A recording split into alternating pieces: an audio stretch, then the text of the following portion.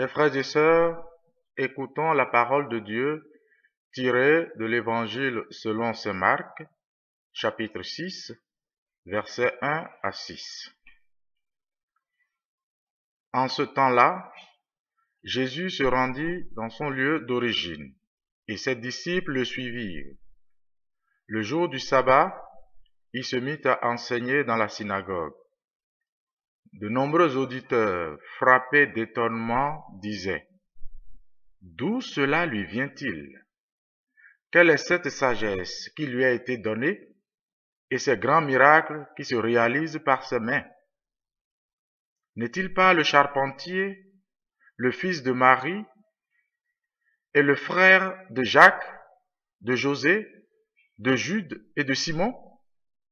Ses sœurs ne sont-elles pas ici chez nous? Et ils étaient profondément choqués à son sujet. Jésus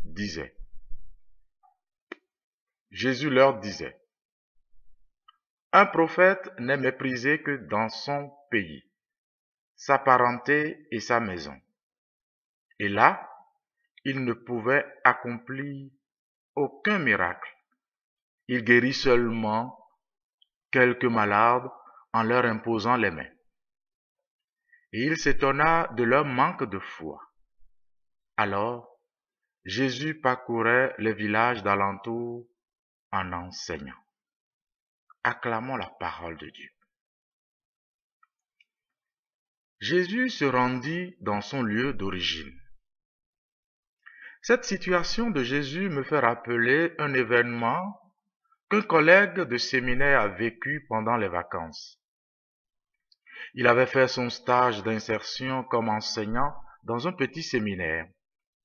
Pendant les vacances, deux petits séminaristes décident d'aller saluer leur professeur dans sa famille. À leur arrivée, ils rencontrent un des gens de la maison et demandent d'après l'abbé un tel. Un abbé ici? S'étonna la personne avant de poursuivre. Si pour vous, il est abbé, pour nous, il est un tel. Jésus a été envoyé sur terre pour le salut du monde. Pour ce faire, il a dû s'incarner, s'intégrer dans une culture, avoir une origine humaine, des gens de sa parenté. La logique humaine voudrait que le fils du terroir qui a reçu une mission d'une telle envergure compte sur les siens pour réussir cette mission. Jésus s'est-il rendu à Nazareth pour cela? Certainement pas. Il n'est pas dans cette logique humaine. Il s'est rendu dans son lieu d'origine sans doute pour faire bénéficier aussi les siens à la grâce du salut. Il est envoyé pour annoncer à toutes les nations sans distinction, y compris Nazareth. Car le salut n'est pas seulement pour les autres, il est pour tous, aussi pour les habitants de Nazareth. Cependant, ils ne sont pas venus à la synagogue pour rencontrer un prophète. Ils sont venus par curiosité voir de quoi est capable le fils de Joseph qu'ils ont vu grandir et dont la renommée se répand de plus en plus. La Bible appelle cela mettre Dieu à l'épreuve.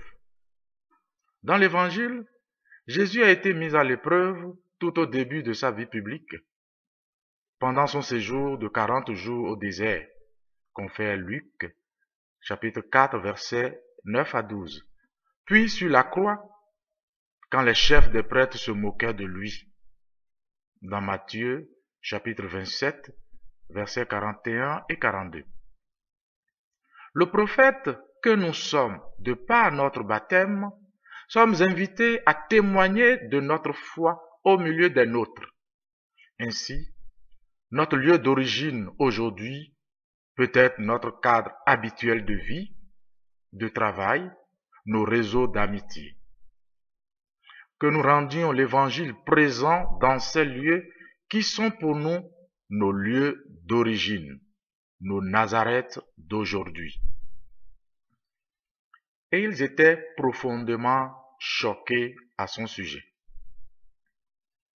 Qu'avait-il de si déplaisant cet homme Jésus pour être méprisé par ses compatriotes dans la synagogue de Nazareth? Ce qu'il annonçait était plutôt une bonne nouvelle. Guérison des malades, libération des personnes, soulagement des pauvres. Les gestes qu'il accomplissait étaient des gestes de salut, de libération. Et même s'il parlait de conversion, n'était-ce pas pour faire découvrir la joie en plénitude? Ne cherchez pas. Ce n'est pas le message qui était contesté ce jour-là par les habitants de Nazareth. C'était plutôt le messager. Jésus était-il trop exigeant? Non. Était-il trop déroutant? Non plus. Il était trop connu, trop familier.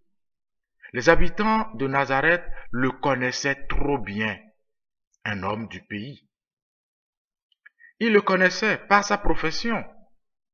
N'était-il pas le fils de charpentier? Ils le connaissaient par sa mère. N'est-il pas le fils de Marie? Ils le connaissaient par sa parenté. N'est-il pas le frère de Jacques, de Joseph ou de Simon? On connaissait la parenté et tout le cousinage. En somme, cet homme Jésus était à leurs yeux trop humain pour révéler Dieu. Était-il pensable que Dieu choisisse comme envoyé le charpentier dont chacun à Nazareth connaissait sa famille? Nul n'est prophète dans son pays. Leur principal obstacle à croire en Jésus venait précisément des apparences trop simples, trop ordinaires de sa vie d'homme. Jésus se disait fils de Dieu. Certains de ses disciples commençaient à entrevoir son mystère, mais ses compatriotes disaient, c'est le fils du charpentier. Ne leur jetons pas la pierre, nous leur ressemblons tellement. Ne sourions pas de leur difficulté à croire, c'est la nôtre. Leur difficulté à croire en Jésus, à cause des apparences trop simples de sa vie d'homme, c'est la même que celle que nous ressentons à cause des apparences trop simples et trop humaines de l'Église chargée de le révéler. Trop simple et trop humaine, cette Église, au long de son histoire, avec ses moments édifiants et ses moments scandaleux. Et pourtant, cette Église, dont nous faisons partie, est le corps du Christ. Trop simple et trop ordinaire, cette messe d'un dimanche ordinaire, et pourtant, c'est le rendez-vous que nous donne le Christ ressuscité. Trop simple, trop humain, ce prêtre qui a prononcé la parole du pardon ou qui a baptisé votre enfant, et pourtant, il a reçu la mission de renouveler les gestes de Jésus Sauveur.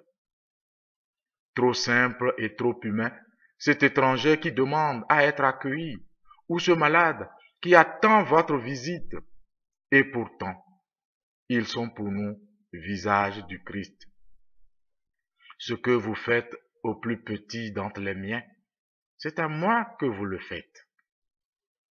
Trop simple et trop humain, ce monsieur tout le monde, ce n'importe qui, que la vie met sur notre route, et pourtant, il est habité par Dieu. Trop simple et trop humaine, cette vie trop ordinaire qui est la nôtre. Et pourtant, cette vie ordinaire, la nôtre, Jésus l'a vécue lui-même. Le Fils de Dieu l'a divinisée. Plus elle est humaine, plus elle est divine. En méditant cet évangile avec vous, je comprends mieux cette parole que Jésus a prononcée quand les disciples de Jean-Baptiste sont venus l'interroger. Es-tu celui qui doit venir, ou devons-nous en entendre un autre? Matthieu 11, 3. Jésus a répondu, allez dire à Jean, les boiteux marchent, les aveugles voient, etc. Puis il conclut, heureux ceux qui ne seront pas déçus à mon sujet. Oui, déçus. Les contemporains de Jésus ont été choqués. Ils attendaient un Messie triomphant qui chasserait les Romains, mais pas en la personne du fils du charpentier. Ils sont choqués, déçus par la manière dont Jésus accomplissait sa mission. Par d'éclat, il enseigne, il guérit, il console, il pardonne. Il n'éteint pas la mèche qui fume encore. Ils sont déçus. Quelle est ma réaction quand Dieu ne semble pas combler mes attentes? Et Jésus s'étonna de leur manque de foi. Une réaction tout à fait humaine de Jésus. On pourrait entendre Jésus dire aux habitants de Nazareth, tout le monde peut se tromper sur moi, pas vous, pas du tout. Tout le monde sauf vous. Il a passé 30 années avec eux. Ce n'est pas rien. Comment se fait-il que les habitants de Nazareth sont maintenant les derniers à recevoir leur fils dans son nouveau rôle de grand rabbi, eux qui si longtemps étaient les premiers? L'exemple des habitants de Nazareth nous montre qu'il ne faut jamais être des habitués de Dieu ou du sacré. Avoir été baptisé enfant, avoir fait ses communions comme on le dit couramment, et croire depuis longtemps ne donne pas obligatoirement la garantie de rester disciple du Christ.